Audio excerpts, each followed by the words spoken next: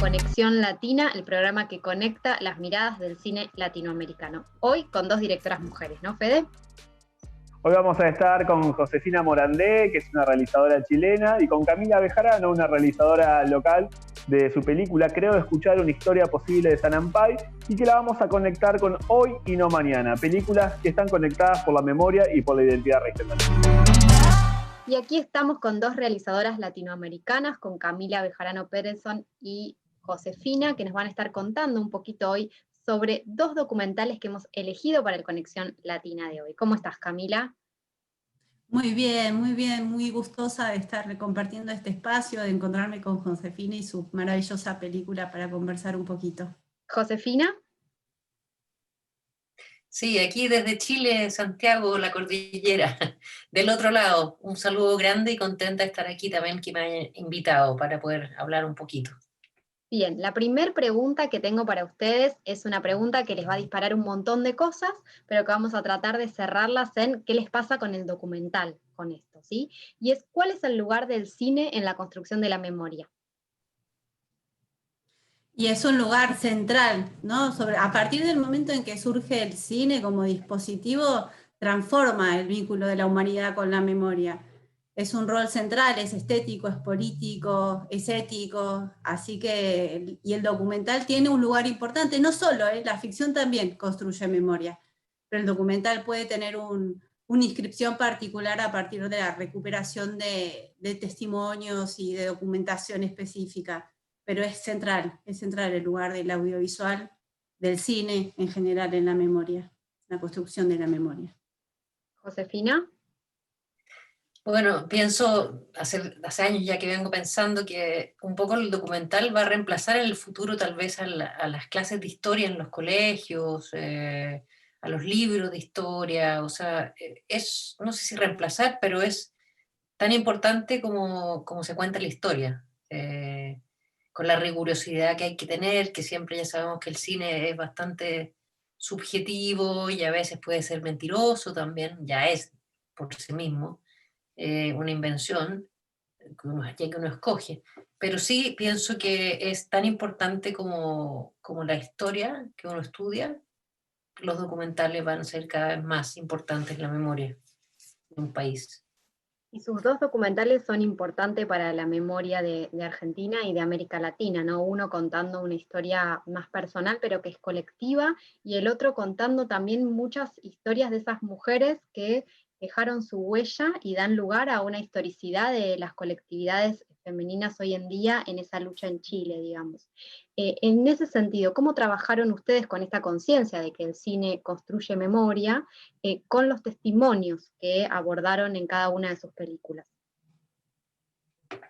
Josefina, si querés empezar, que tenés un montón de mujeres ahí en ese film. Sí, en mi caso fue como la urgencia porque eran muchas de ellas mayores, entonces ya había una urgencia muy grande de apurarse y de rescatar esta memoria viva, porque uno puede rescatar la memoria también sin la persona, pero tenía que aprovechar que estaban ellas. De hecho, dos de las mujeres ya no están, murieron. Mónica Echeverría, Lottie Rosenfeld ya no están, o sea, se acaban de ir a otro plano. Entonces sí fue para mí muy importante cuando vi este proyecto de que había que hacerlo rápido para rescatar. Es realmente un rescate en todo su sentido de la palabra.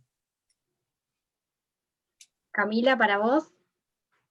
Y en mi caso había una tensión, ¿no? Porque había un proyecto personal, vos decías, es un documental que se conecta con mi historia, pero también tenía un sentido, vamos a decir, como del deber colectivo, porque me parecía que San Ampay era un proyecto colectivo, no individual. Entonces, en mi manera de pensar la construcción del documental no estaba, digamos, volcarse a un documental en primera persona o centrado en mi mirada sobre ese fenómeno y ese mundo, sino un documental que pudiera, digamos, darle voz a sus protagonistas y al mismo tiempo que estuviera mi mirada quizás, bueno, en dos momentos particulares y después a partir de las elecciones de montaje y de ciertos recursos que aparecen en relación a las capas. Bueno, yo creo que la memoria es un trabajo, es una construcción y como decía Josefina, implica posiciones.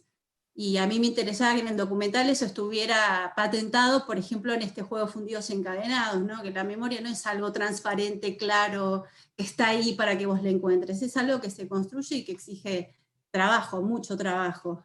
Así que, digamos, estaban esas dos cosas. Por un lado, cómo dialogar entre una historia individual y una colectiva, en relación a un grupo musical como era Sanampay, que tuvo mucha presencia en México, mucho impacto en la cultura mexicana y latinoamericana, pero que por efecto de la dictadura no se conocía en nuestro país. Y a mí eso me parecía que era una eficacia de la dictadura que no podía permitir, que necesitaba darle una sobrevida a esa experiencia y retramar un hilito que las dictaduras y los autoritarismos intentan romper, ¿no? Intentan desencajar, desentramar.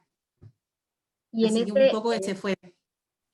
En esto de vos decís, bueno, las dictaduras intentan desentramar y sus películas intentan entramar también esos testimonios con las imágenes maravillosas que en los dos casos tienen de archivo, ¿no? Uno conoce un poco todas esas intervenciones estéticas, performáticas de esas mujeres en Chile y conoce también de las presentaciones de Sanampay, de sus grabaciones, de sus encuentros en el exilio, a través de la puesta en escena del archivo. ¿Cómo fue ese trabajo? ¿Cómo fue encontrarse con todo ese archivo y hacerlo público de alguna manera a través de su cine? ¿Camila? Bueno, en mi caso era muy difícil el tema de la construcción audiovisual, de un archivo audiovisual que no existía, ¿no? Digamos, no tenía un solo video de Sanampay. Lo único que encontré eran 3 minutitos que tenía el archivo de Televisa y que me cobraba, no me acuerdo, eran como $1000 el minuto. Para mí era imposible, el proyecto lo financié 100% yo. Y además éticamente me parecía vergonzoso, ¿no? Que Televisa me estuviera cobrando por archivos donde estaba mi papá filmado, ¿no? Entonces me parecía, sí, que era canallesco. Intenté gestionarlo, no pude. Entonces también parte de mi laburo fue dotar de audiovisualidad a material que era eminentemente fijo, que eran o cartas escritas, o fotografías fijas, o algunos audios. De ahí un poco el trabajo fue de dotar de actualidad, podemos decir, ese material que por distintas razones audiovisualmente no podía conseguir o tener. Pero al mismo tiempo, bueno, esas restricciones también ayudan en los procesos creativos y me permitió como un movimiento de apropiación de ese material de archivo, de esas fotografías, de esas cartas, de esos audios, ¿no? No tomarlos como objetos que están ahí, que son inmaculados, sino que se pueden trabajar pensando, bueno, esta frase que a mí me gusta mucho de Eisenstein, que el cine por su metodología es siempre revolucionario y que, bueno, parte del trabajo con el material de archivo tiene que dar cuenta de tu posición como documentalista. Josefina, en tu caso, ¿cómo fue Sí, ese encuentro? en mi caso, bueno, era importantísimo el trabajo de archivo. Básicamente en Chile existían entre archivos de Pablo Salas, que es el camarógrafo de la dictadura, y de otra persona más. Pero más importante fue una de las protagonistas de la película, que es una artista visual, Lottie Rosenfeld. Ella, que fue la más difícil de entrar en su casa, que como la que más me costó que se dejara entrevistar y eso, ella tenía un montón de material. Finalmente accedió, me regaló todo el material. Había material que incluso ella no había visto nunca, en un Matic, en distintos soportes. Yo digitalicé todo y me fui encontrando con sorpresas. Entonces partió como al revés la cosa, como que el archivo se me fue develando por sí mismo. Eso mezclado con el relato de algunas de ellas, que por ejemplo me decían, ese día nos tapamos la boca en la esquina de tanto, tanto, y yo hurgando en los archivos para otra cosa me encontraba casualmente justo con esa esquina, con esa mujer que me había contado hace 10 días. Entonces fue un hallazgo muy dinámico el archivo, muy... si lo hubiera planeado no hubiera salido tan bien, así que fue una experiencia muy vital, muy bonita. Y ambas películas, para quienes las vemos, también son una experiencia muy vital de reencuentro con toda esa historia. Pero este programa siempre cierra con una pregunta que se hacen quienes están invitados en este caso. Así que si Camila, querés empezar como realizadora de La Plata a preguntarle a Josefina. Bien, a mí algo que me encantó del documental es cómo logra esa conexión, porque recupera una experiencia invisibilizada, ¿no? de un Chile que lucha por el retorno de la democracia, pero al mismo tiempo la terminás en el 2018 y está ya en la puerta una nueva búsqueda de transformación social y cultural y política, ética, bueno, artística. Me preguntaba cuál había sido la recepción de la película en ese contexto, ¿no? ¿Cómo había dialogado con su época? Porque me parece que logra un puente maravilloso. Sí, eso también, así como los archivos fueron un regalo, también la sincronicidad de esta película fue sublime. O sea, yo no pensaba terminarla así la película, porque fue justo el estallido, la primera marcha feminista, fui a filmar la toma esa con que termina la película. Entonces una sincronía, yo creo que eso fue la magia, y por lo cual me siento muy agradecida que hubo una sincronía con esta historia que yo quise contar, el acontecer actual. Así que fue una sorpresa para mí también, y tuvo una acogida impresionante. Yo pensé que la gente joven se iba a aburrir porque eran puras señoras mayores hablando, y no, me han contactado, me han llamado a foros, a la universidad. La película está siendo una herramienta de lucha para la gente joven, las mujeres jóvenes. Josefina, tu pregunta para Camila.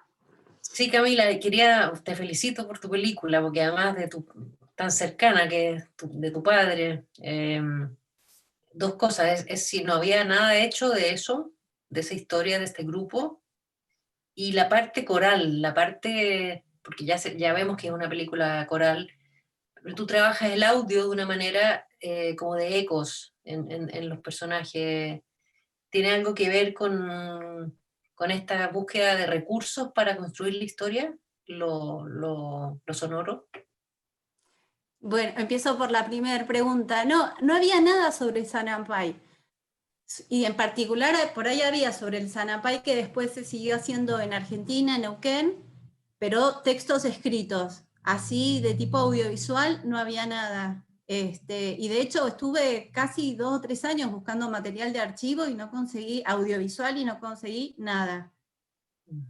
Así que había sido muy efectiva la dictadura en su capacidad de desmembrar ese tejido. Y luego en relación a esto del trabajo del audio, sí, efectivamente me interesaba esto que decía antes, ¿no? Yo creo que la memoria es una dimensión compleja que nos atraviesa y que su construcción exige trabajo, pero también ese trabajo es de opacidades, ¿no? Me gustaba la idea de que ese trabajo, esa opacidad, ese descubrimiento que para mí fue hacer la película, ¿no? Yo no estuve tan ordenada como me parece que estuviste vos, que hiciste una investigación previa muy intensa y avanzaste, creo que hay un laburo de guión previo muy importante. Yo es como que me lancé, tenía que hacerla, y me lancé al hacerla, entendía que era el momento, me pasaba algo en relación a las edades de quienes participaban, que se nos iban adelantando, y eso también me inquietaba, como dicen en México, ¿no? Que esto nos adelantó. Y digamos, en ese descubrir, también descubrí esas porosidades, estos recuerdos que uno recordaba de una manera y otro de otro. Entonces, la idea del audio como de la imagen, de las capas, de la opacidad, ¿no? También en relación al recuerdo y a la memoria. Bueno, nos quedan las 2 películas en la memoria de todas las que las vimos y de quienes la verán además, y muchas gracias Camila y Josefina por compartirnos sus memorias sobre la película, y las dejamos entonces y les agradecemos muchísimo que hayan participado en este Conexión Latina. No, muchísimas gracias a ustedes. Seguimos entonces, nos vemos la próxima con un nuevo desafío de articulación entre directores y directoras de América Latina.